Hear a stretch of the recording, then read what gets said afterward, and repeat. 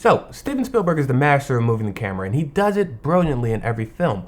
But what we're talking about today is this scene in Jaws. What's so brilliant is he uses his principles of moving the camera, but he doesn't actually move the camera at all. It only feels like he's moving the camera because the characters are moving and the barge that they're floating on is moving. So this scene starts off by tracking Chief Brody, showing his concern for the people in the town going swimming on this beach after a shark attack. And then the mayor pulls up and it goes into a multi-person cowboy shot with the mayor being the focal point. Now, just by the way this image is composed, you can see that the mayor here has the power, and everyone else around him is backing him up, which is shown visually because of the staging. He's the center point, and everyone else is his backup. And you can see that Chief Brody's back is against the wall, and he's almost being ganged up on by all of these men, all while he's trying to convince them to do the right thing. People can't swim here, they'll be glad to swim at the beaches, Cape Cod, the Hamptons, Long Island.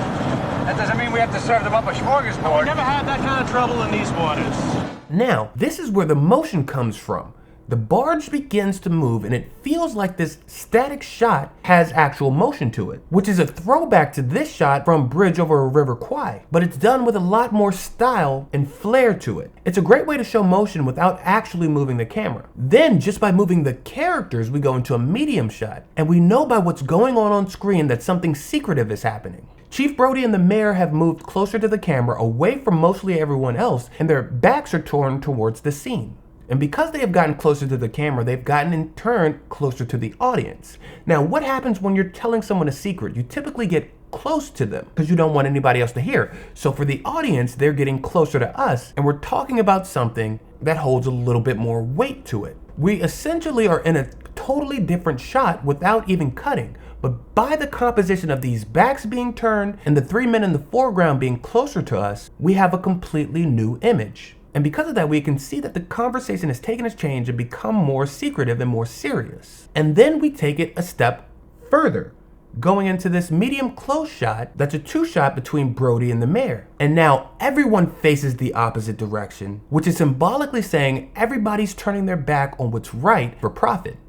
And the mayor is the spokesperson of this. It's almost as if they know what they're saying and doing is wrong, and they're too ashamed to admit it, so they turn their backs on all of it. They're turning their backs so that they don't have to deal with the consequences of their actions. But again, what's great about this scene is all of it's done with composition and moving the subjects closer to the camera. It says a lot, and it feels like the normal Steven Spielberg motion without actually moving the camera at all. The scene is dynamic because of the movement of the barge, as well as the motion of the characters on screen. It tells a story 1000% visually.